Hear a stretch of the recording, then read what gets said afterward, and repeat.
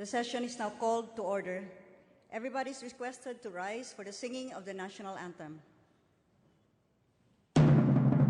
Bayang magiliw, perlas ng silanganan, alam ng puso, sa titik mo'y buhay. Lupang hinirang, duyan ka ng magiting, sa manlulupi, di ka pasisingil, sa dagat at bundok, sa simoy at sa langit mong baghaw, may nilang ang tula at awit sa paglayang minamahal, ang kisap ng watawat mo'y tagumpay na nagdidikit, ang bituin at araw niya kailan pang may magdidilim, lupa ng araw ng walaming pagsinta, buhay ay langit sa piling mo, aming ligaya na pag may mamapit, at mamatay ng dahil sa'yo. Please remain standing for the prayer to be led by the party list Kabataan Representative, the Honorable Sarah Jane Elago.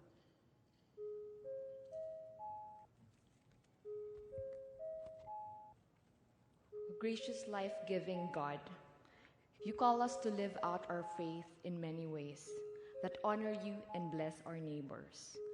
We believe that we do here in worship does shape our daily witness to God, whose disciples and believers we profess to be. We know that our faith is most visible when we live by your kingdom of values of love, justice, and peace. And so this afternoon, we pray that in our worship, the unfailing treasures of your kingdom will shape and reshape our hearts, and that our discipleship will be clear in our worship, our witness, and our service, this day and in the days to come, towards achieving a more equitable society and a long and just peace. This we pray in God's most precious name. Amen. Amen. The Majority Leader. Good afternoon, Madam Speaker. Madam Speaker, I move that we defer the roll call. Is there any objection? The chair hears none. The motion is carried. Madam Speaker, I move that we approve Journal Number 53 for the session on December 7, 2016. Is there any objection? The chair hears none. The journal is hereby approved. Madam Speaker, I move that we take up reference of business and bills on first reading and kindly direct the Secretary General to read the titles and numbers of the measures. Is there any objection? The chair hears none. The Secretary General is directed to read the bills and resolutions on first reading for referral to the appropriate committees. Reference of business, bills on first reading, House Bill 4574, amending the Public Act 10368, Representative Belmonte Jose Christopher. To the Committee on Human Rights.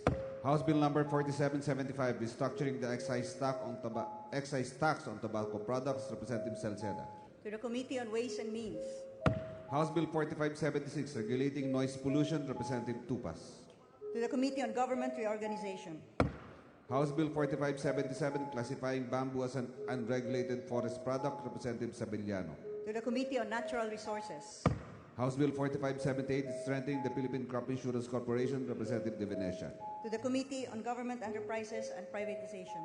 House Bill 4579, creating a separate district engineering office of the DPWH in the 1st Legislative District of Zamboanga City, Representative Lebregat. To the Committee on Public Works and Highways. House Bill 4580, creating a body corporate to be known as the Western Philippine Medical Center, Representatives Acosta, Abuega, and Alvarez, France. To the Committee on Government Enterprises and Privatization and the Committee on Health.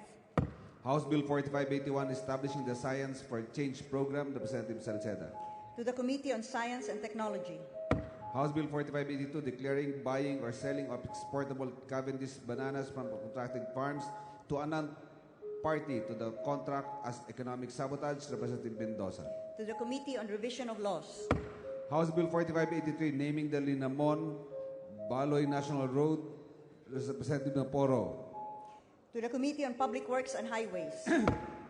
House Bill 4584, naming the Poblacion Canyogan National Road as Arcelo Quibranza Highway, Representative Dimaporo. To the Committee on Public Works and Highways. House Bill 4585, amending Section 27 of Chapters 8 of Republic Act 7607, Representative Romero. To the Committee on Agriculture and Food. House Bill 4586, providing for additional allotment for the Special Cadastral Program Revolving Fund, Representatives Romero and Pineda. To the Committee on Agriculture and Food. House Bill 4587, amending Section 32 of Republic Act 8559, Representatives Romero and Pineda. To the Committee on Civil Service and Professional Regulation. House Bill 4588, institutionalizing the powers of the Land Registration Authority, Representatives Romero and Pineda. To the Committee on Government Reorganization. House Bill numbers 4589, for providing for additional funding for the Agriculture and Fisheries Modernization Act of 1997, Representatives Romero and Pineda. To the Committee on Agriculture and Food and the Committee on Aquaculture and Fisheries Resources. House Bill 4950, mandating the DA to provide the PhilRice with additional funding, ensuring a continuing appropriations, Representative Romero. To the Committee on Agriculture and Food. House Bill 4591, providing the DA with additional funding, increasing its yearly allotment in the JA, Representatives Romero and Pineda. To the Committee on Agriculture and Food. House Bill 4592, increasing the capitalization of the NHA, expanding and accelerating its urban land reform and social housing program, Representatives Romero and Pineda. To the Committee on Housing and Urban Development. House Bill 4593, providing additional funding for the Philippine Agricultural Engineering Act of 1998, Representatives Romero and Pineda. To the Committee on Agriculture and Food. House Bill 4594, promoting renewable energy, Representative Artur Yap. To the Committee on Energy. House Bill 4595, amending Republic Act 8762, Representative Artur Yap. To the Committee on Trade and Industry. House Bill 4596, establishing the Department of Technical Education and Skills Development, Representative Artur Yap. To the Committee on Government Reorganization and the Committee on Higher and Technical Education. House Bill 4600, granting a franchise to the Deus Amor Est Broadcasting Inc., Representative Treñas. To the Committee on Legislative Franchises. House Bill 4601, mandating the establishment of electronic linkage between the BIR and the VAT registered taxpayers, Representative Cuba. To the Committee on Ways and Means. House Solution 598, direct the Committee on Games and Amusement to investigate the proliferation of online sabong, Representative Panginiban. To the Committee on Rules. House Resolution 599, urging the Committee on Good Government and Accountability and or the Committee on Housing and Urban Development to investigate the perceived snail-paced implementation of housing and relocation and resettlement projects for those affected by Typhoon Yolanda, Representative Evardone. To the Committee on Rules. House Solution 600, expressing the sense of the House, condemning the lifting of moratorium on large-scale mining activities in the province of Capiz, Representative Sarate. To the Committee on Natural Resources. House Resolution 601, urging the Committee on Transportation to conduct preliminary probe to check if there had been government failure and the inability of the LTFRB to curb the proliferation of multiple franchise grants to bus companies, Representative Castelo. To the Committee on Rules. House Resolution 602, resolution for the Committee on Health to enjoin the DOH to issue official policy statement or advisory to all public and private hospitals or medical clinics against the rampant violations of the intent and spirit of RA 9439, Representative Castelo. To the Committee on Health. House Solution 603, urging President Rodrigo R. Duterte to issue a proclamation transferring the ownership and administration of a parcel of land located at Rizal Park in Ermita, Manila to the National Historical Commission, Representative Escudero Eriguel, and several others. To the Committee on Basic Education and Culture. House Resolution 604, calling on the Committee on Housing and Urban Development to investigate the current state of forcibly evicted families, Representatives Brosas, De Jesus, Sarate, and several others. To the Committee on Rules.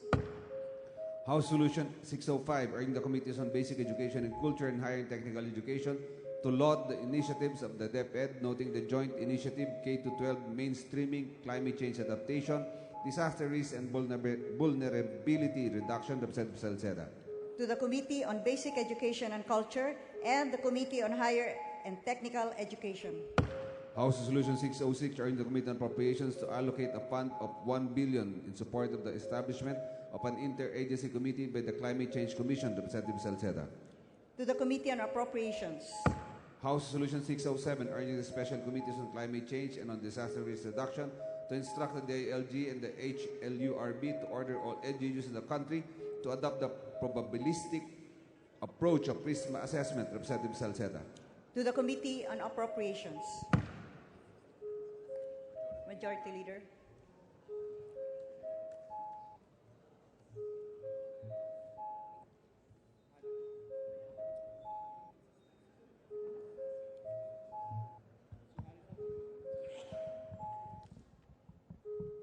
Madam Speaker, may we recognize the Honorable Harry Roque on a matter of privilege?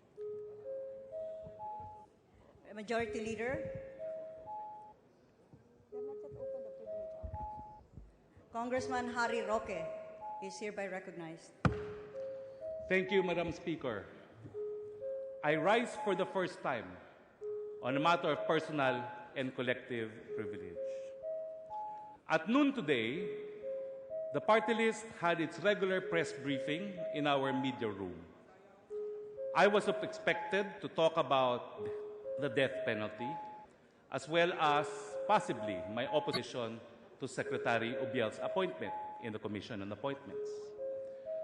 But the reporter asked me about a question referring to a press release apparently emanating from the Kabayan party list.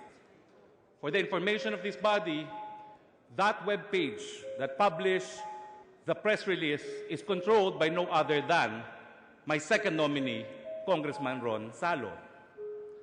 That press release purportedly reported that the Kabayan party list is investigating me because of my conduct when the House investigated the drug trading in Muntinlupa, specifically when I questioned Ronnie Dayan on whether or not she took advantage of the frailties of Secretary Laila de Lima as a woman.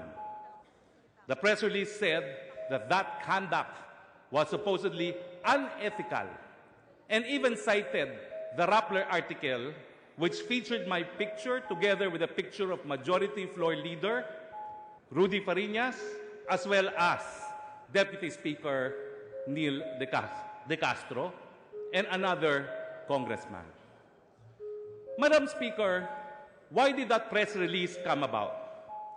Over the weekend, I attempted to contact the leadership of Kabayan Party List because of news report that our second nominee, Ron Salo, who is seated there, has been charged in court for estafa through falsification of public documents. The falsification had to do with a 3 billion plus license plate procurement, the very scandalous procurement that is responsible for why we do not have license plates until today. This is the reason why not one of us has a courtesy license plate bearing number 8, because the supplier did not deliver. The Philippine Star reported that charges in court have been filed against Congressman Ron Salo because he was responsible for falsifying the financial statement of the winning bidder in that contract. That is what the Philippine Star reported. I wanted the leadership to discuss the issue because I thought that a party that stood for noble ideas such as kalusugan, pabahay, and kabuhayan should be shielded from scandals such as this. Of course, Ron Salo will claim presumption of innocence. That does not detract from the fact that a panel of prosecutors have found probable cause against him. Under the law, that means they have determined that a crime was probably committed, and Ron Salo, our distinguished colleague, is responsible for that crime. Records would indicate that in the 16th Congress, this anomalous license plate had already been investigated by this House. News stories indicate that Congressman Kit Belmonte was particularly irked by the palusot of then Attorney Ron Salo. Why am I revealing this? It is not for purposes of washing dirty laundry in the public. He did that when he issued that press release. That web page, I reiterate, has always been under his full control. He obviously wanted a counteroffensive in case the board of Kabayan should side with me that he should be replaced. Because unlike ordinary district congressmen, we have up to a 5th nominee in Kabayan party list. There is no reason why we should insist that one person who has been indicted in court for estafa through falsification should continue to serve. Well, I might as well tell you the history. Many of you will know that I do not even speak a word to our second nominee. And yet, those of you who campaigned in the last election will know that single-handedly, I campaigned for Kabayan. And I can pinpoint the names of members of Congress who saw me in the campaign trail. He did not campaign on the pretext that his wife apparently had a critical pregnancy. Pagdating nga po sa pondo, nakakalap pa ng pondo, alam niyong ginawa nung filing ng SOSE? Hindi ginastos ang pera, humingi pa ng resibo sa akin para hindi niya kinailangang ibalik yung 2 milyong nakalap niya na hindi naman ginastos para sa eleksyon. Am I not in a right position to question his continuance in Congress despite that we have a 4th and 5th nominee? Oo nga pala po. Saan ba nagsimula itong away namin? Alam niyo po itong si Ron Salo, estudyante ko naman po yan sa UP College of Law. Hindi masyado matalino, pero natutuwa naman ako kasi mahilig sumipsip. Kaya nga po, hindi masyado binigay ang mataas ang grade na binigay ko, hindi naman ho masyado mababa. Humingi ng recommendation para sa isang scholarship, binigyan ko naman. Dahil nais ko lahat ng estudyante ko makuha ang lahat ng pwede nilang makuha to further their academic careers. Saan nagsimula hindi namin pagkakasundo? Nadiscover ko po kasi na yung 3rd nominee na siya ang nagsulat at siya ang nagpasok, allegedly in exchange for valuable consideration, nadisiplina na ng Integrated Bar of the Philippines. Ang apelido po ng mama, Kalanglang. So ang sabi ko, how dare you make me run with a person who has a dubious background? Dapat yan, nung nalaman mong meron ng kaso sa IBP, hindi mo na linagay as 3rd nominee. Yung pala po, only to find out, ngayon dito sa report ng Philippine Star, yung 3rd nominee po niya, co-defendant niya dun sa estafa through falsification of documents. Kaya naman pala, hindi niya matanggal as 3rd nominee. Yun na po ang simula ng aming hidwaan. Matapos po manalo ang Kabayan na hindi siya nagkampanya, hindi siya gumastos, kumita pa. Sinubukan niya pa akong sibakin. Paano po niya ginawa yan? Siya po ay bumuo ng dubious board sa Kabayan. Meron pong corporate secretary na pumirma ng aming certificate of nomination. Tinanggal po niya yun. Pinatawag, mantakin niyo ha, professor ako.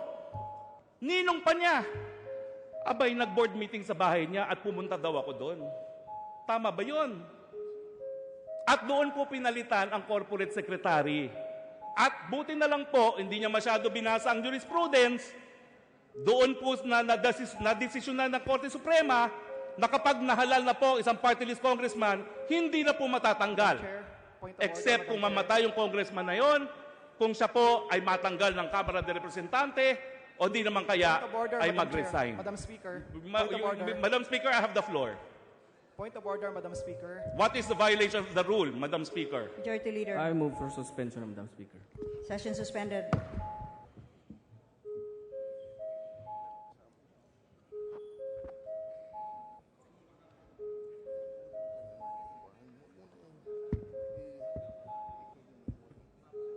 Matter of record, I want to make it of record. I want to make it of record. Let's resume.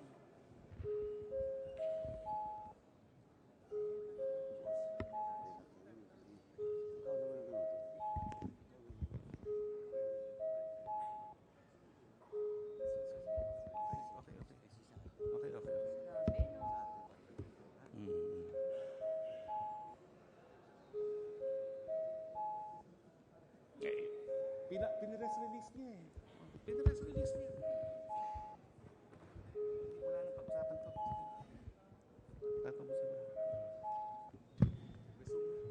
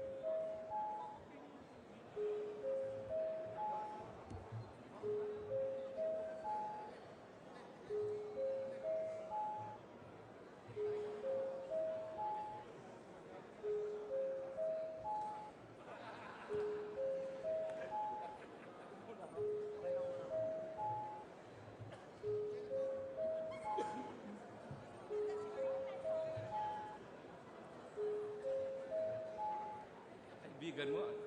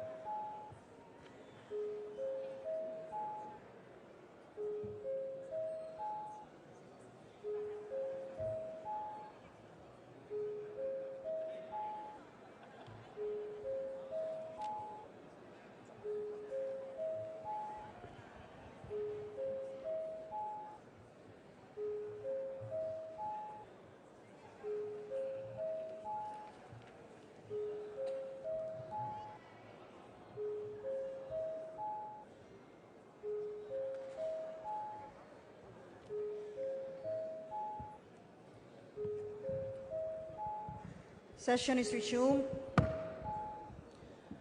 Majority Leader.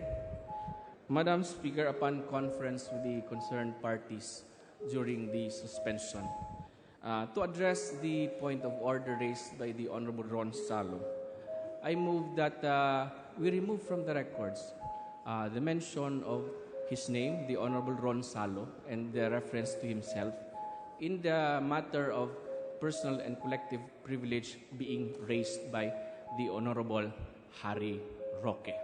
I so move, Madam Speaker. Is there any objection to the motion? The chair hears none. The motion is approved. With that, Madam Speaker, I move that we again recognize the Honorable Harry Roque on this matter of personal and collective privilege. The Honorable Harry Roque is recognized. Madam Speaker, upon the request of our esteemed Majority Floor Leader and upon the request of many of our colleagues, I will no longer proceed with the rest of my privileged speech. I highlight, though, the need to continue investigation on these anomalous LTO plates and to make sure that all those responsible, high and mighty as they may be, should be meted the corresponding penalty, because you and I are paying for the corrupt acts of the supplier of this botched license plate deal. Thank you, Madam Speaker, and good evening. Thank you, the Honorable Harry Roque. Majority Leader, I move for suspension, Madam Speaker. session suspended.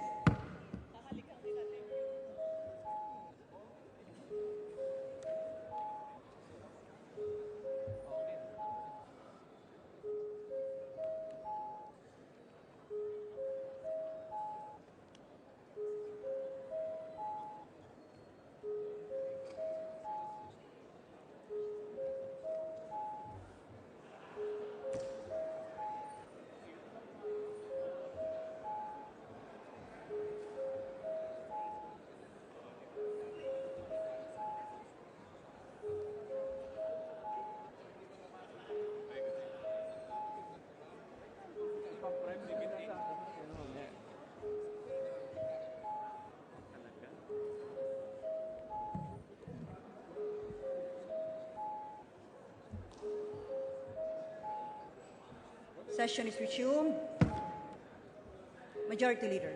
Before we proceed, Madam Speaker, may we recognize the guests of the distinguished gentleman from Pangasinan, the Honorable Congressman Conrado Estrella.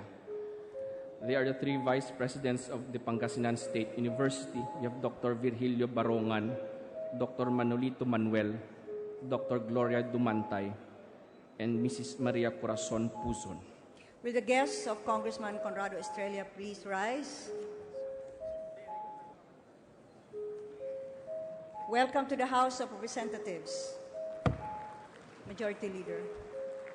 Madam Speaker, also we have the guests of the gentleman from Manila Teachers Party List, the Honorable Virgilio Lacson. They are from the Manila Teachers Savings and Loans Incorporated. The guests of the Honorable Virgilio Lacson, please rise. Welcome to the House of Representatives. Majority Leader. Also, Madam Speaker, we have the guests of the Honorable Deputy Speaker Raneo Abu. They are from the Pentecostal Missionary Church of Christ Fourth Watch. They are Bishop Osinando Kilao and Pastor Mona Kilao and Brother Johnny Picayo. We welcome the guests of the Honorable Deputy Speaker Raneo Abu. Majority Leader. Madam Speaker, I move that we open the privilege hour. Is there any objection? The chair hears none. The privilege hour is now open. First to speak, Madam Speaker, is the gentleman from One Educacion. May we recognize the Honorable Salvador Belaro. The Honorable Salvador Belaro of Party List One Educacion is recognized.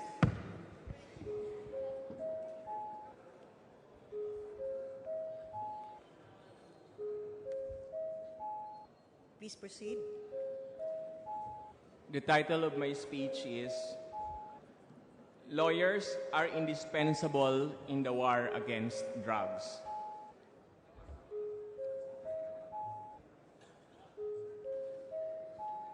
Shakespeare's Henry VI was the origin of the now famous joke that, but first, let's kill all the lawyers. Apparently, the President Rodrigo Duterte has read it, as he was quoted saying last week that he will set as next target in the drug war the lawyers of drug lords. Honorable colleagues, lawyers in this august body as well as in the gallery, ladies and gentlemen. The Integrated Bar of the Philippines, our national organization of lawyers, released a statement citing the President's pronouncement as very dangerous. Accordingly, if the President's statements will be taken as true, it will undermine the rule of law upon which our democracy is founded. According to the IBP, it also denigrates the constitutional right to counsel of every accused and the attendant right to be presumed innocent until proven guilty, as well as the right to a fair trial. Ladies and gentlemen, this representation understands exactly where that statement of the IBP is coming from. In fact, in this regard, our party list, One ang Edukasyon, is with the legal community on this, as we believe that lawyers are needed in ferreting out the truth in any event and in espousal of critical thinking, which lawyers are supposed to input in any democratic process. Honorable colleagues, I rise here before you as a member of the legal profession who has been practicing law for the past 20 years. As a former College of Law Dean and a former Commissioner of Bar Discipline, I rise in this occasion to echo the alarm and grave concern the statement of the President has sent to the legal community.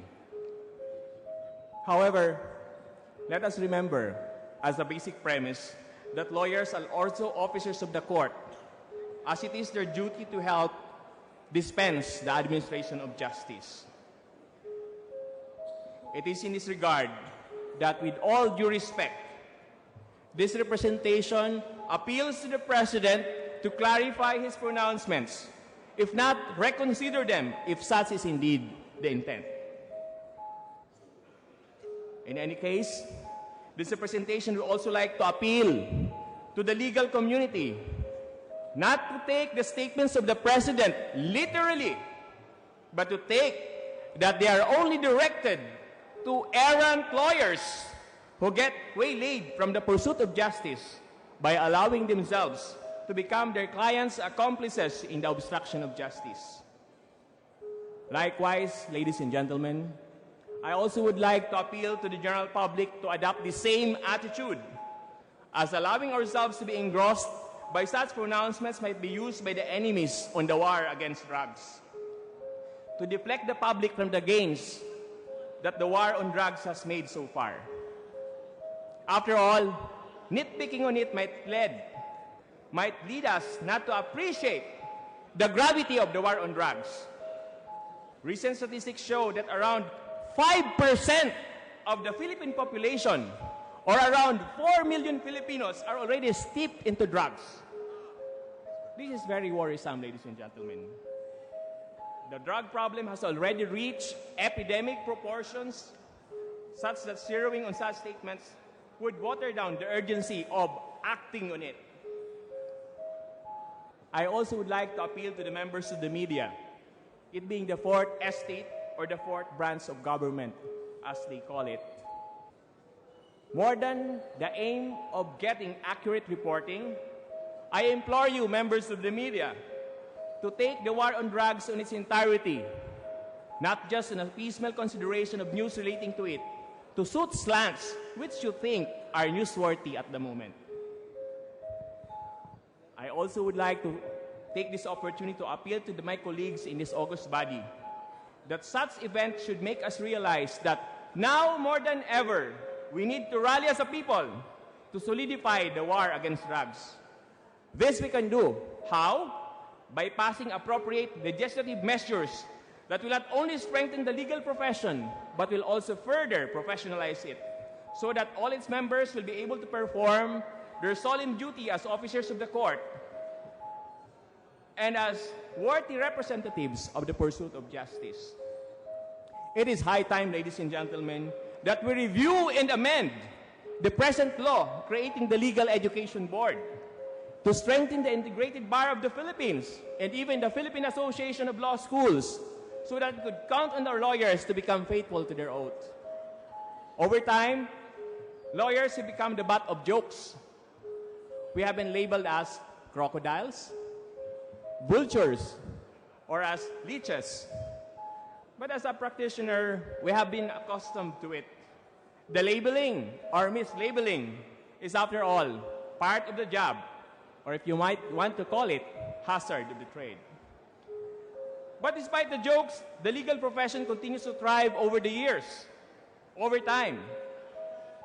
In fact, if longevity is an indication of the stability of a profession, we have here one of the most stable, as it also answers one of the indispensable needs in any society, that of legal representation. Let me tell you an anecdote, ladies and gentlemen. In the gates of heaven, 3 dead men were being screened by St. Peter before entering heaven or hell, as the case may be. All the 3 men died because of a heated duel, with the first two as combatants and the third one as the lawyer who died in the crossfire. St. Peter, being a man of wisdom, would like to base his decision based on evidence at hand. So, he first asked the first man who pointed, who was the culprit?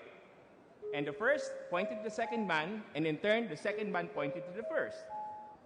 When it was the lawyer's turn, he admitted, to which the first two agreed, that he was just caught in the crossfire. So, what was St. Peter's verdict? St. Peter asked him who the two is liable, and the lawyer answered that he needs to talk to the other witnesses. That being the case, St. Peter detained the first and the second man in purgatory, the place where a soul's final destination is yet to be determined, and sent the lawyer back to earth to gather more evidence. By way of closing, let me go back to my opening quotation, that of Shakespeare, "To kill all the lawyers." While it may sound as it means what it states, experts in literature, in fact, are all agreed to interpreting it in a broader context. The context of that Shakespearean character is a revolution, and the statement was meant to refer to all the opponents of such revolution and not just the lawyers. By analogy, ladies and gentlemen, let us not take the President's statements outside of the context of the war against drugs, the curbing of which is the revolution of our time. Begging your kind indulgence, ladies and gentlemen, so be it in the case of the President's comments to kill all the lawyers. In view of the national interest involved, it should be better interpreted as referring to all the enemies of the drug war who are not necessarily lawyers. Thank you and good afternoon. Thank you, Congressman Belaro. Majority Leader. Madam Speaker, I move that we refer the speech of the Honorable Belaro to the Committee on Rules. Is there any objection? The chair hears none. The speech of the Honorable Belaro is referred to the Committee on Rules. Next to speak, Madam Speaker, may we recognize the lady from Gabriela, the Honorable Emmy De Jesus. I so move, Madam Speaker. The Honorable Emmy De Jesus from Party List Gabriela is recognized. Thank you, Madam Speaker. At maraming salamat po at sana mabigyan ng pagkakataon ang tinig na ito. Madam Speaker, mga kasamang kinatawan, ngayong Lunes, 12 ng Disyembre, ay International Day Against Trafficking. Ginugunita sa araw na ito ang pagpirma ng Pilipinas at iba pang mga bansa na vulnerable sa human trafficking sa Palermo Protocol o Protocol to Prevent, Suppress, and Punish Trafficking in Persons, especially women and children, ng United Nations sa Palermo, Italy noong 2000. Ang human trafficking ay isa sa mga isyung malapit sa puso ng Gabriela Alliance at ng Gabriela Women's Party. Ang mga kaso ng sex trafficking ang ilan sa mga pinakaunang tinutukan ng Gabriela Alliance noong dekada 80. Isa na rito ang kampanya Laban sa Fieldnor, isa sa 3 pinakamalalaking marriage bureaus sa Norway. Sa pamamagitan ng mga malawakang protesta sa Pilipinas at maging sa Norway na ipagbawal sa nasabing bansa ang paglalako ng mail-order brides. Ang kaso naman ni Lisa Mamak na tumampok noong 1987 ay isa sa matagumpay na kampanya ng pagpapanagot sa mga sangkot sa sex trafficking. Pinangakuan na maging receptionist, si Lisa sa halip ay naging sex worker sa iba't ibang club sa the Netherlands. Sa suporta ng Gabriela at iba pang tagapagtaguyod ng hustisya para sa mga biktima ng human trafficking dito sa Pilipinas at sa the Netherlands, nakasuhan at nakulong ang isang city fiscal at isang Dutch national. Mula noon, napakarami pang mga kaso ng human trafficking ang pinangunahan at sinuportahan ng Gabriela Alliance at ng Gabriela Women's Party. Sa lumabas noong Hunyo na Trafficking in Persons Report ng US State Department para sa 2016, tumaas ang ranggo ng Pilipinas mula sa Tier 2 patungong Tier 1. Dahil ito umano sa pagpapaigting ng mga programa, pagdadagdag ng pondo para sa mga ahensya, at pagtitrain sa mga empleyado ng gobyerno na may kinalaman sa paglaman sa human trafficking. Subalit, Madam Speaker, mga kasama sa Kongreso, hindi ito dapat ipakahulugan na bumabana ang mga kaso ng sex at labor trafficking sa ating bansa. Sa pagbubukas ng ika-17 Kongreso, ipinahayag ng kinatawang ito ang pagkabahala sa posibleng pagsulpot ng bagong henerasyon ng Asian Comfort Women dahil sa pananatili ng military facilities at personnel ng Amerika sa South Korea. Ayon sa mga report, may mga Pilipinang desperadong makahanap ng trabaho sa Maynila ang naiengganyong mga ibang bansa at nabibigyan ng E6 visa para maging entertainer sa ating kapitbahay na bansa sa Asia. Pero sa halip na entertainer, sila ay ginagawang sex slaves sa mga juicy bars na nagsiservisyo sa mga sundalong Amerikano. Mismong ang US State Department sa report nito noong 2015 ang kumilala sa lumalaking problemang ito. Ayon sa report, to quote, foreign women on E6 to entertainment visas, mostly from the Philippines, China, and Kyrgyzstan, are subjected to forced prostitution in entertainment establishments near ports and U.S. military bases.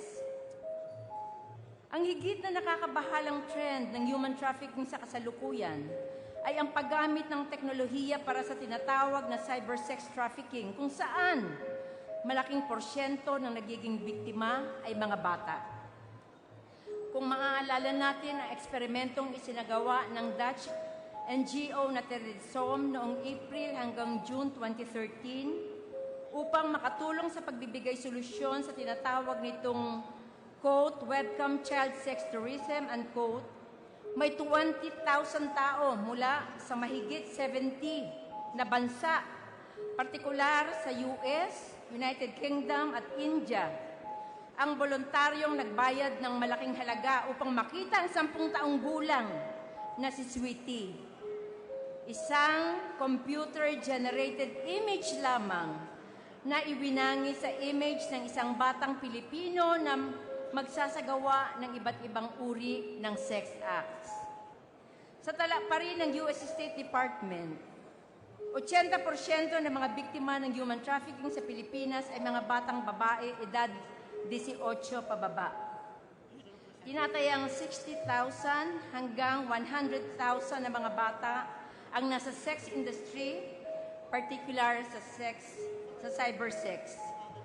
Sa report naman ng International Justice Mission sa UK Parliament noong April 2016, sinabi nito na bago ang panahon ng Internet, isa lamang sa bawat 307 na biktima ng sex trafficking ang bata. Sa kasalukuyan, mahigit kalahati ng mga biktima ay 11 taon pababa. Bakit nga ba hindi masugpo-sugpo ang human trafficking sa bansa? Bakit isa ito sa itinuturing na ikatlo sa quote, most profitable organized crimes in the world, unquote, na kumikita ng mahigit na $30 billion yearly. Ayon sa Interagency Council Against Trafficking, or IACT, September 2016 report, mayroon pa lamang 265 convictions at 288 na individual na naparusahan ng ahensya mula noong 2005.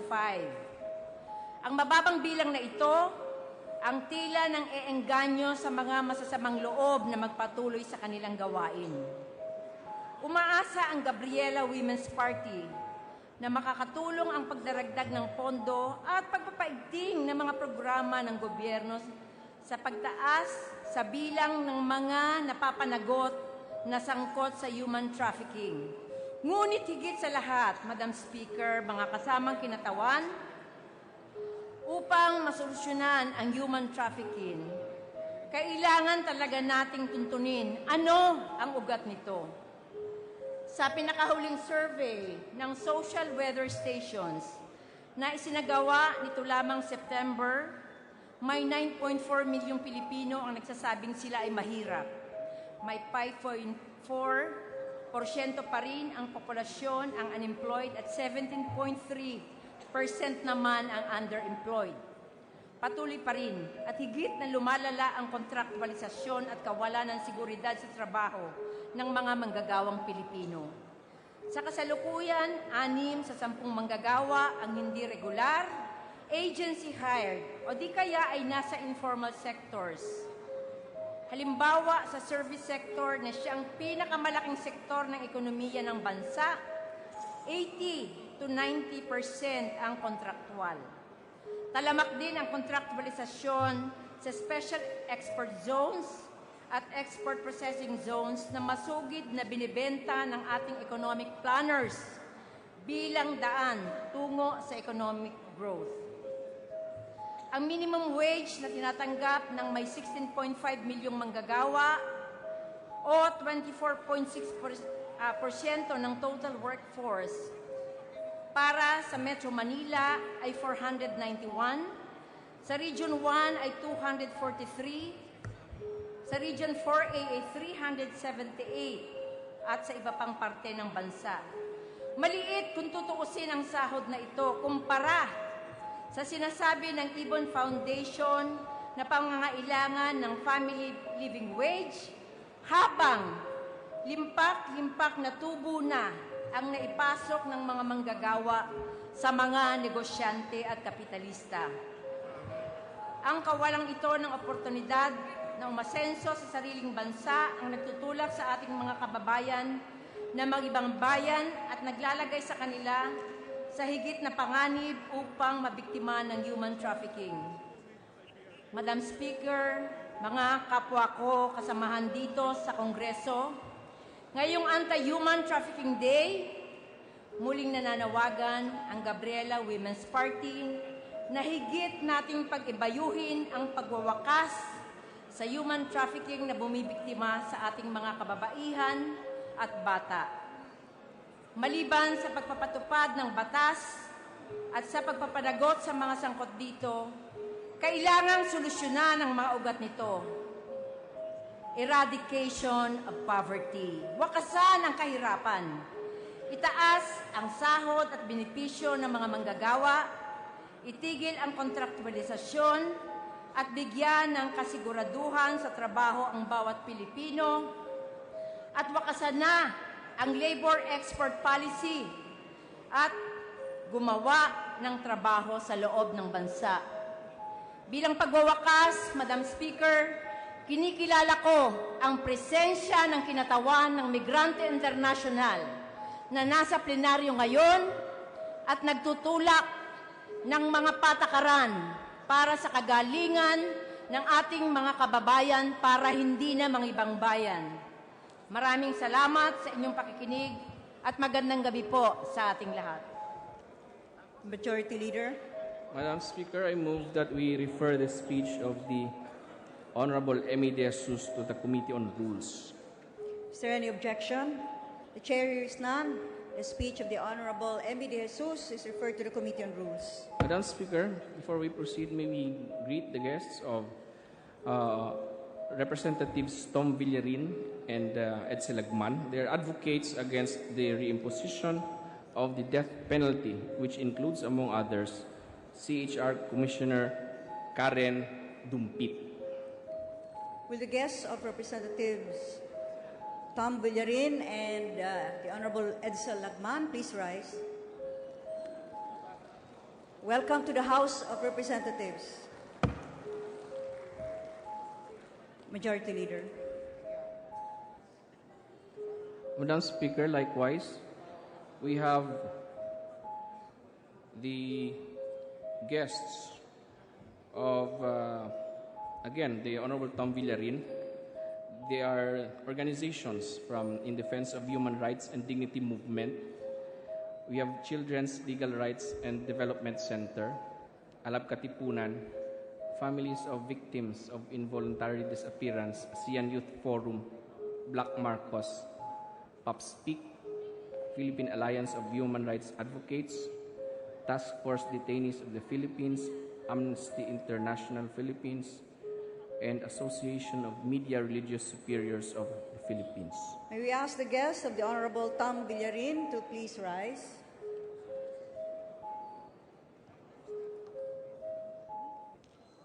Welcome to the House of Representatives. Majority Leader. Also, Madam Speaker, let us greet the guests of Honorable Speaker Pantaleon Alvarez, Deputy Speaker Romero Kimbo, and Honorable Joey Salceda. They are from the American Council of Young Political Leaders, Washington, D.C. We have the Honorable Kesha Ram, the Honorable Travis Chaney, Mr. Tom Bartlett, Ms.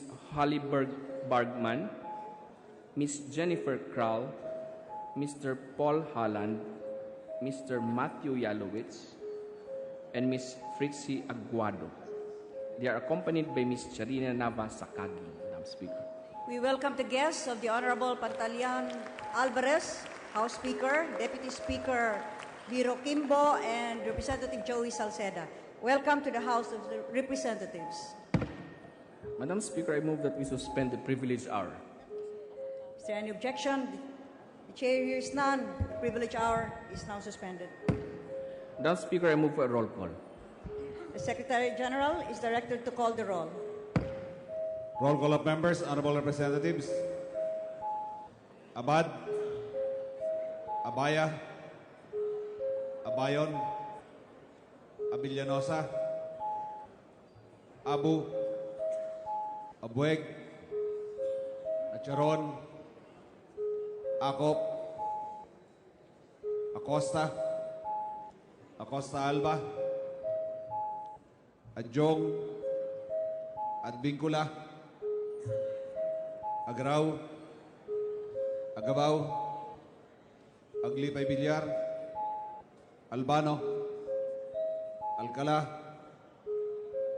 Alejano, Almario, Almonte, Alonte Nagiat, Alvarez Franz, Alvarez Mercedes, Alvarez Pantaleon, Amante, Amatong, Andaya, Angara Castillo, Antonino, Antonio, Aragones, Arbizon, Arcillas, Arenas, Atienza, Aumentado, Bagaw, Bagaching, Bagilat, Banal, Barbers, Barsaga, Batawil, Batucabe, Bautista Bandigan, Belaro, Belmonte Feliciano, Belmonte Jose Christopher, Belmonte Ricardo, Benitez, Bernos, Bertiz, Biason, Billones, Biron, Bulilia, Bondok, Bordado, Bravo Anthony, Bravo Maravida, Brosas, Bulot Bigtang, Cagas, Calderon, Calixto Rubiano, Caminero, Campos, Canama, Cari, Casilaw, Castelo, Caso Franz, Caso Fredenil, Catamco, Cayetano, Celeste, Serafica, Cirilles, Chavez, Chipeco,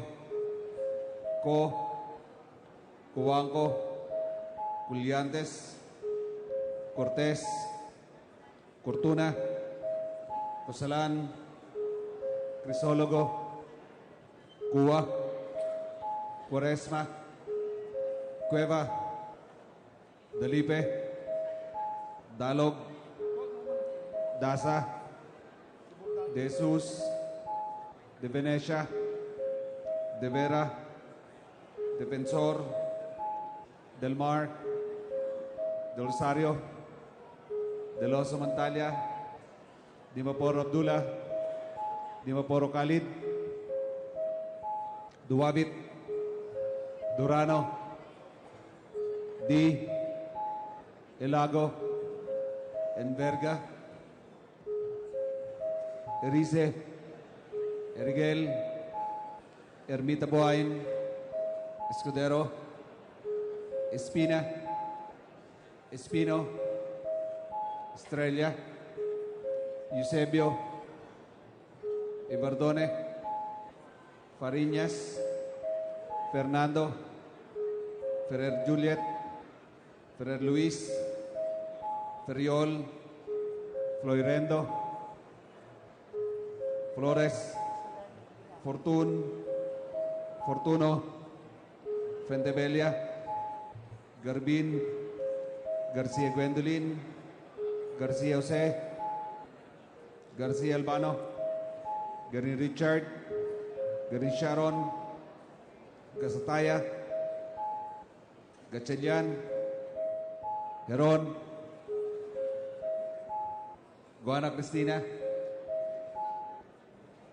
Gomart, Gomez, Gonzaga, Gonzales Alexandria, Gonzales Aurelio Dong, Gonzales Fernando, Boriseta, Gullias, Hernandez, Herrera D, Hofer, Alusos, Javier,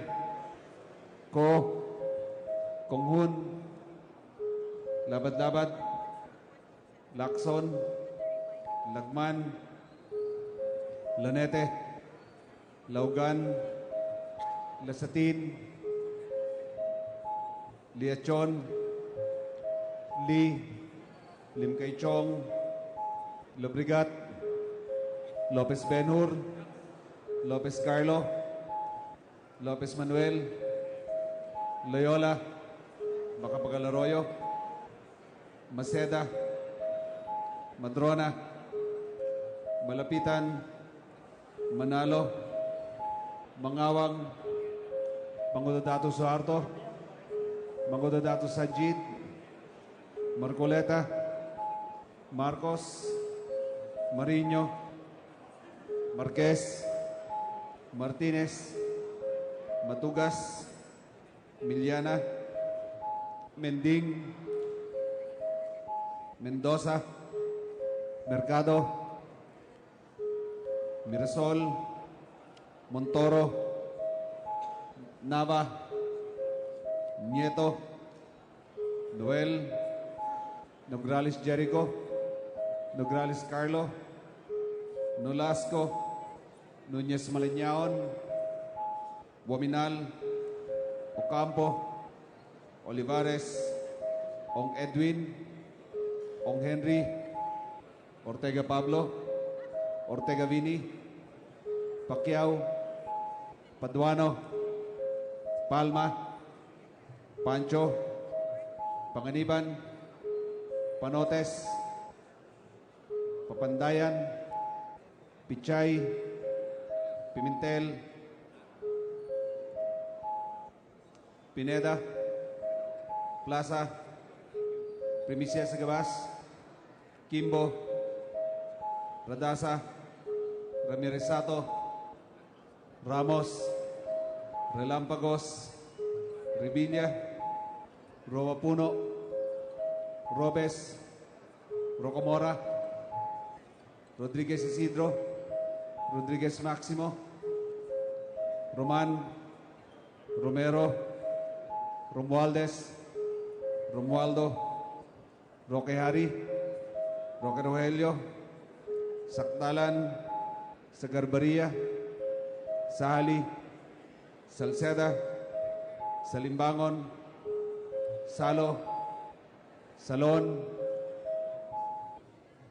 Sambar, Sandoval, Santos Recto, Sarmiento Cesar, Sarmiento Edgar, Savillano, Sema, Xiao, Silverio, Singson, Swansing Estrelita, Swansing Horacio, Suarez, Si Alvarado, Tambunting, Tan Angelina, Tan Milagrosa, Tan Shirley, Tejada, Teves, Chanco, Ting, Tiño, Tolentino, Treñas, Tugna, Tupas, Turabi Nataman, Ti, Umali, Unabia, Ungab, Unico,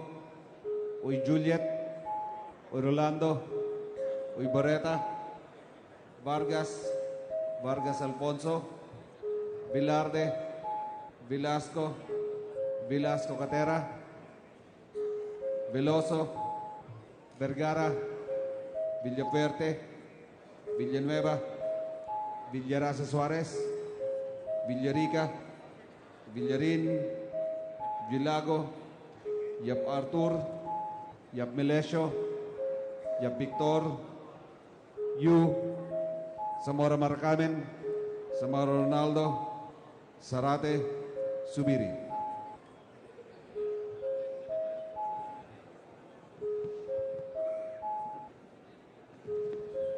Madam Speaker, the roll call shows that 241 members responded to the call. With 241 members responding to the call, the chair declares the presence of a quorum. Majority Leader. Madam Speaker, before we proceed, may we greet the guests of the Honorable Sabiniano Kanama and the Honorable Anthony Bravo. They are from guests of the co-op, not co-party list. They are Alejandro Responte, Diego Palacat, Wilberto Ignacio, Christian Jade Celada, Nilda Almencion, Florife Arordo, June Bard Mahinay, Dennis Santander, and Florencia Celada. With the guests of our representatives from Co-op, not Co-op, please rise. Welcome to the House of Representatives. Majority Madam Leader. Speaker, I move for the change of referral of the following measures. House Bill number 1534, establishing the Philippine Legislative Academy from the Committee on Higher Education and Technical Education to the Committee on Civil Service and Professional Regulation. Second, House Bill number 1830, establishing a partnership program in foreign language education, from the Committee on Higher and Technical Education to the Committee on Basic Education and Culture. House Bill number 1885, expanding the Special Education Fund, from the Committee on Higher and Technical Education to the Committee on Local Government. House Bill numbers 1710 and 2768, establishing a college education trust fund for children of GSIS and SSS members, from the Committee on Higher and Technical Education to the Committee on Government Enterprises and Privatization. Fifth, House Bill number 1180, providing for additional support and compensation for educators in basic education, from the Committee on Basic Education and Culture to the Committee on Appropriations. Number 6, House Bill number 3586, creating the Philippine Medical Academy and establishing the Philippine Medical Scholarship Program, from the Committee on Health to the Committee on Higher and Technical Education. Number 7, House Bill number 3685, establishing standards for the fitness profession and fitness centers in the Philippines, from the Committee on Health to the Committees on Civil Service and Professional Regulation. House Bill number 3810, requiring the mandatory labeling of food products and their derivatives, from the Committee on Health to the Committee on Trade and Industry. Number 9, House Resolution numbers 444 and 480. This is an inquiry about the school-based immunization of tetravalent dengue vaccine of the Department of Health, from the Committee on Health to the Committees on Good Government and Public Accountability. I so move, Madam Speaker. Are there any objections? The chair hears none. The motion is carried. Madam Speaker, I move that we resume the privilege hour. Any objection? Hearing none. The privilege hour is now resumed. Next to speak, Madam Speaker, and so I move that we recognize the gentleman from the 3rd District of Camarines Sur, the Honorable Gabriel Bordado. The Honorable Representative Gabriel Bordado Jr. from the 3rd District of Camarines Sur is hereby recognized. Thank you, Madam Speaker. Magandang hapon po sa lahat. Madam Speaker, it's now December 12, just 13 days before Christmas. Some keen observers, though, assert that for most Filipinos, Christmas unofficially starts in September, the first of the so-called Burr months. Underscoring our fondness, Madam Speaker, for and emotional attachment to the season celebrating the birth of our Lord Jesus Christ. That's not at all surprising, Madam Speaker, because Christmas is supposed to be the season of love, peace, and unity.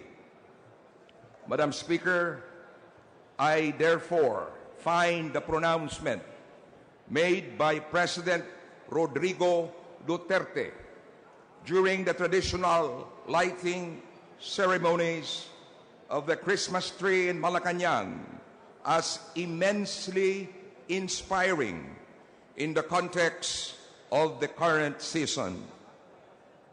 Madam Speaker, let me quote what the President said. I plead for unity of the country, that we shall be freed from menial work.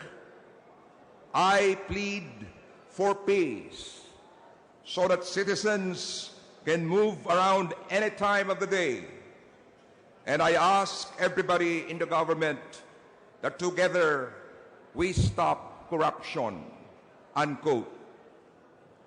Madam Speaker, let me assure the President of the Republic of the Philippines that I, and I am certain all of us here in the House of Representatives, will support his quest for peace unity, and a corruption-free government.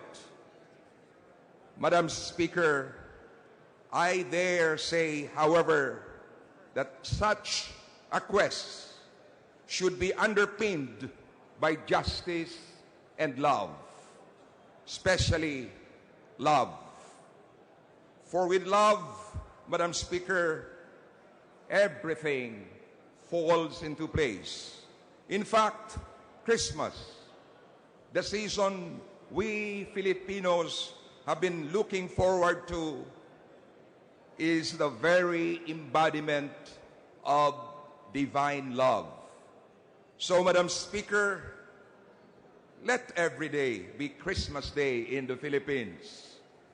God bless the President. God bless the Vice President, who is also calling for peace and unity. God bless us all. Merry Christmas. Thank you very much, Madam Speaker. Majority Leader. Madam Speaker, I move that we refer the speech of the Honorable Bordado to the Committee on Rules. An objection, the Chair hears none. The speech of the Honorable Gabriel Bordado is referred to the Committee on Rules. Majority Madam Leader. Speaker, I move that next to speak is the gentleman from Anak Pawis. I move that we recognize the Honorable Ariel Casilao for his privileged speech. Representative Ariel Casilao from Party List Anak Pawis is recognized. Thank you, Madam Speaker, Majority Leader. My speech will be about the recent, this early morning incident, a violent dispersal of illegitimate protests of landowners and agrarian reform beneficiaries in Tagum, Davao del Norte. Denounce the violence against agricultural workers of Tagum, Davao del Norte, committed by the armed guards of the Lorenzo Lapanday Corporation. Honorable Speaker, mga kapwa mambabatas, today is an enraging day for farmers and agricultural workers who are fighting for their rights to land and aspiring for genuine agrarian reform in this country. Earlier this morning, the armed security guards of the Lapanday Food Corporation under the ACDSA Security Agency opened fire at the protesting agricultural workers under the Dumadaom Agrarian Reform Beneficiaries Association Incorporated, or MARBAY, who are demanding the return of their 145-hectare lands that were covered by an agribusiness venture agreement with Lapanday. We all know that Lapanday is owned by the Lorenzo family, fronted by former Agriculture Secretary Luis Cito Lorenzo, and their armed to the teeth private army wounded 7 agricultural workers and farmers, namely Jose Balucos, Emmanuel Buladaco, Belardo Francisco, Jojo Gomez, Talban Mapiranon, and Certain Rico. They were all brought to the regional hospital in Tagum City, Davao del Norte. We from Anak Pawis totally denounce this feudal arrogance of the Lorenzos, who think that with their money, influence, and armed goons could do everything to protect their interests on the land at the cost of outright abuses against agricultural farmers and workers. The atrocity was the repression of some 2,000 agricultural workers and farmers who assembled since the day before the commemoration of the 66th International Human Rights Day last December 10. And they cried for the rights to land. Their 145 hectares lands were formerly part of the Iho plantation, which were covered by CARP, and the Department of Agrarian Reform promoted its coverage with an agribusiness agreement with the Lapanday in 1998. After more than a decade, the agrarian reform beneficiaries realized the iniquity of the agreement and pushed for the individual distribution of the lands, which the Department of Agrarian Reform ordered on June 21, 2010, as DAR Regional 11 Regional Director Dayu Yusuf Mama, case number A110-0303-09. Naturally, Lapanday opposed this order, which led to a Davao City RTC case with a decision favoring the agricultural workers in April 2011. Kaya ngayong 2016, namula ng inutos ng Department of Agrarian Reform na ipamahagi ang lupa sa mga agricultural workers at magsasaka, mahigpit pa rin ang kontrol ng Lapanday sa lupa. Noong Oktubre, nag-commit si Secretary Rafael Capaeng Mariano ng DAR na ipamahagi ito sa kabila ng mga legal basis na pumapabor sa mga agricultural workers. Ang mga Lorenzo ay umaaktong feudal lord gamit mismo ang armadong guns nila upang supilin ang mga agricultural workers at magsasaka sa pagbawi ng kanilang lupa. We blame this injustice in the preservation of a feudal setup in the countryside, the bankruptcy of the Comprehensive Agrarian Reform Program. Kanina bago po pinaputukan at matapos paputukan ang mga magsasaka at ang mga agricultural workers, pilit at sadyang nagpa-spray ito ng mga kemikal para buwagin ang asembleya ng mga magsasaka. I, as representative of Anak Pawis Party List and advocate against victims of rights violation and advocate for land and livelihood, urge the House of Representatives with regards to investigate this phenomenon, seek justice for the victims, and hold the Lorenzo family accountable. I urge the members of the House to join my call. I am also demanding the immediate disbanding of the private armed group of the Lapanday, who are the main perpetrator of this violation. Since the start, we are appealing to the President Rodrigo Roa Duterte, to realize land and justice, primarily for the benefit of the marginalized, oppressed, and exploited peasant class in the country. We appeal to the leadership of the House to work around these ideas for the attainment of fundamental reforms in our country. Nagpapatuloy pa rin po ang tensyon sa kasalukuyan. Bagamat nandun na ang mga kapulisan, ngunit dahil sa patuloy na panghaharas ng mga private armed goons sa ngalan ng mga security agency ng ACDSA, ay hinahunting ang mga lider at maging ang mga aktibong kalahok sa asembleyang iyan ay patuloy na tinatarget ng armed goons na ito. Justice for the agricultural worker victims of the Lapanday, land and justice now. Maraming salamat, Madam Speaker. Magandang hapon, mayong hapon kaninyong tanan. Majority Leader. Madam Speaker, I move that we refer the speech of the Honorable Casilao to the Committee on Rules. Are there any objections? Hearing none, the speech of the Honorable Ariel Casilao is referred to the Committee on Rules. Majority Leader. Next to speak, Madam Speaker, is the gentleman from Manila Teachers. Move that we recognize the Honorable Virgilio Lacson. The Honorable Virgilio Lacson is hereby recognized. Madam Speaker, distinguished colleagues, fellow public servants, ladies and gentlemen, good afternoon. I rise to express this representation's regret and disappointment on the refusal of the Commission of Higher Education's chairperson to submit her courtesy resignation despite the numerous calls demanding her to leave office from the various student organizations and even from President Rodrigo Roa Duterte. Madam Speaker, public officers, elective or appointed, along with all civil servants in the government bureaucracy, serve under the maxim of public office is a public trust, as enshrined in our Constitution. With President Duterte receiving the mandate from the people who have forwarded their utmost trust and confidence in his leadership. It is then imperative for the President, as he is accountable, for effectively deliver his promised change to the lives of the Filipino people.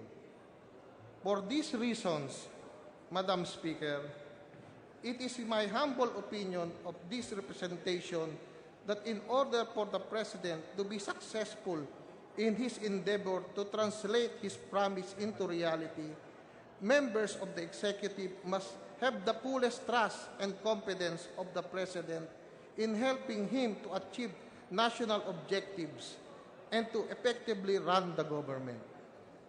Madam Speaker, Chairperson Patricia Licuanan failed to tender his courtesy resignation despite the issuance of President Duterte through Executive Secretary Salvador Vidaldea Memorandum Circular Number 4, asking for the courtesy resignation of all appointees of the previous administration to rid corruption in the bureaucracy and to enable the President to choose officials that he deemed fit in helping him to achieve his policies. Recently, Chairperson Licuanan has been given orders to desist in joining cabinet meetings. Chairperson Licuanan, in all response to this development, still remain adamant to keep her position in the Commission of Higher Education. Madam Speaker, without prejudice to the law that gives Chairperson Licuanan her security of tenure in office as a cabinet official in one of the most vital agencies in government, she serves in the pleasure of the President.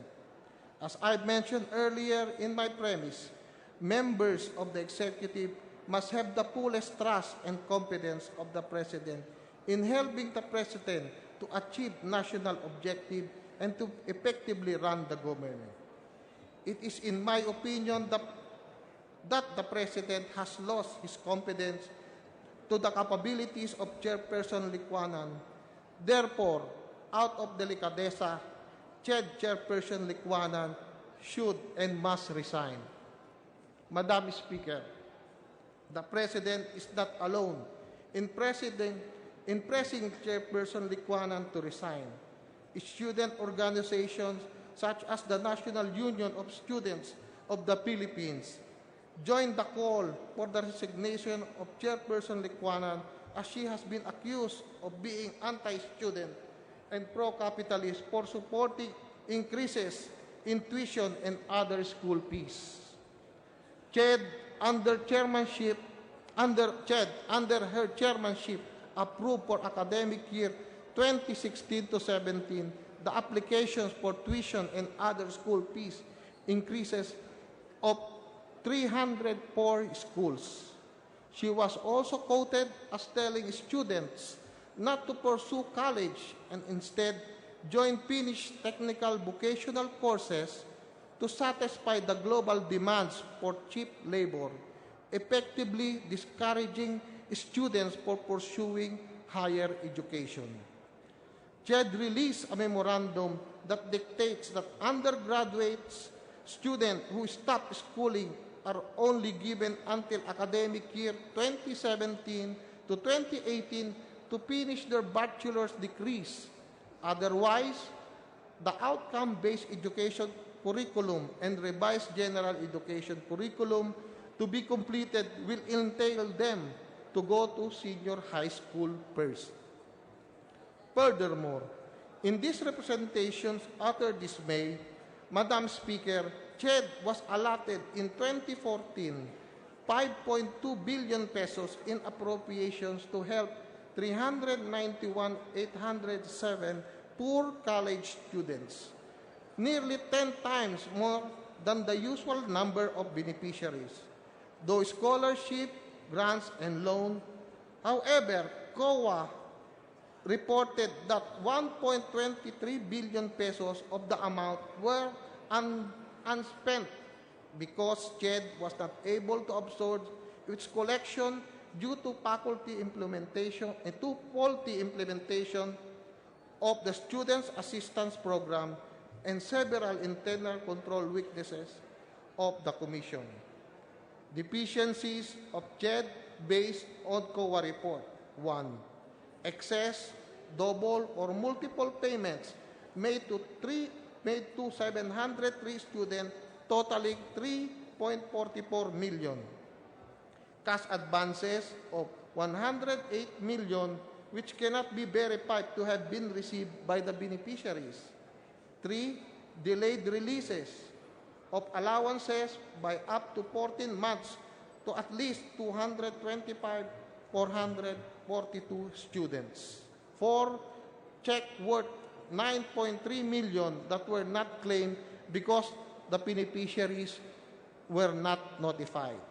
Madam Speaker, with the efficiencies and inconsistencies of CHED under the chairmanship of Dr.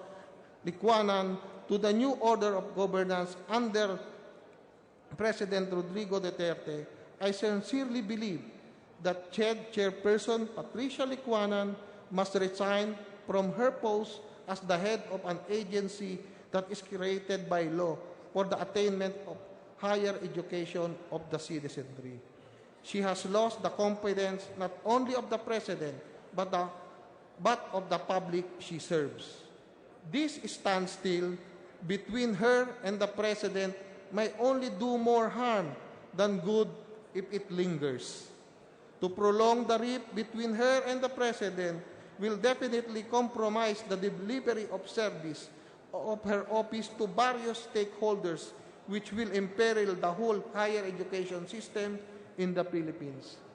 Madam Speaker, my colleagues in the legislature, I am filing a resolution for the resignation of CHED Chairperson Licuanan. I enjoin everyone to support the call for Chairperson Licuanan to step down from office. Let us support the President's advocacy to deliver quality and responsive higher education system to the people by giving him the opportunity and the avenues to appoint officials whom he trusts fully and is competent to work with. Let us support him to rid of the status quo in the bureaucracy for the realization of national progress and for the greater good of the country and the Filipino people. Thank you, Madam Speaker, and my dear colleagues. The Majority Leader.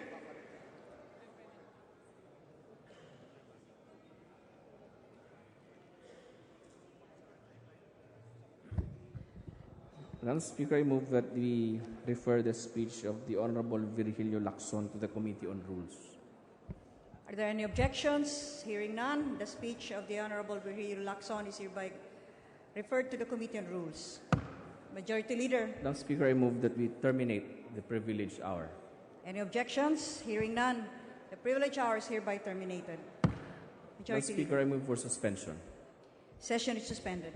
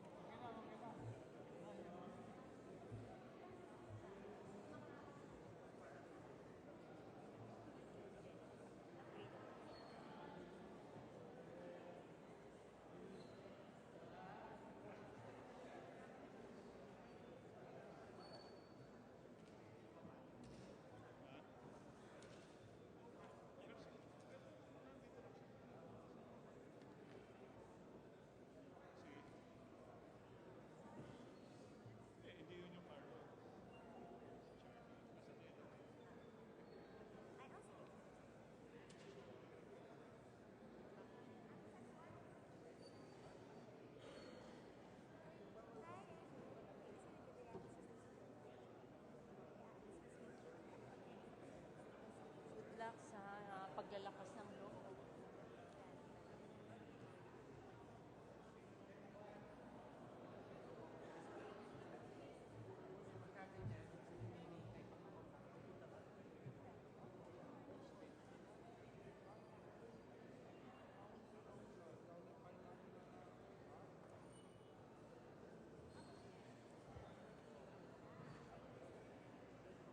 Ano meron? Outstanding Filipino.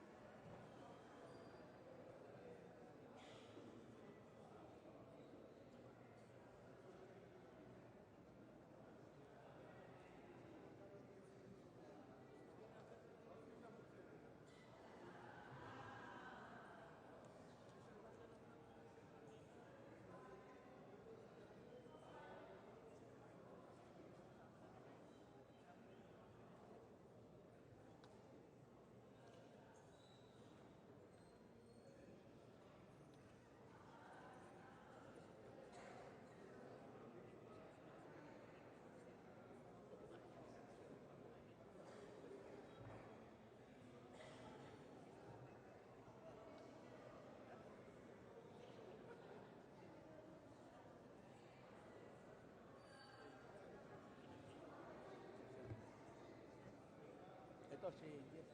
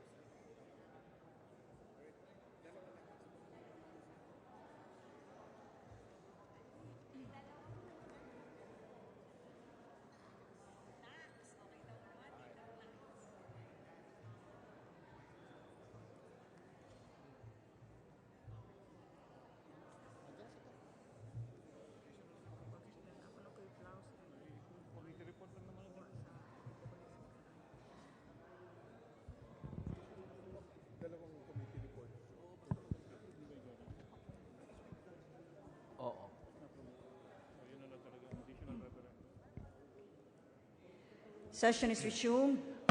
Madam Speaker, I move that we take up additional reference of business and kindly direct the Secretary General to read the titles and the numbers of the measures. The Secretary General is directed to read the measures to be referred. Additional reference of business, committee reports, report number 44 and House Bill number 2785. To the Committee on Rules. Report number 45 on House Bill number 4660. To the Committee on Rules. Majority Leader. Madam Speaker, I move that we adjourn session until tomorrow, December 13 at 4 o'clock in the afternoon. Session is adjourned until tomorrow at 4 o'clock in the afternoon, December 13th.